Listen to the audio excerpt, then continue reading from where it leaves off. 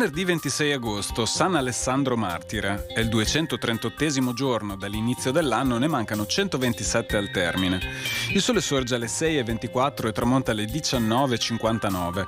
La luna si leva alle 5:05 e tramonta alle 20:03.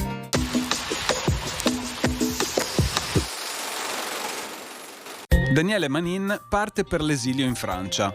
Passando con la gondola per Campo San Moisè per andare a raggiungere la nave, un gondoliere si leva il cappello e grida per l'ultima volta «Viva Manin!», il quale gli risponde «Tasi, Mona!». C'erano già gli austriaci che lo stavano scortando.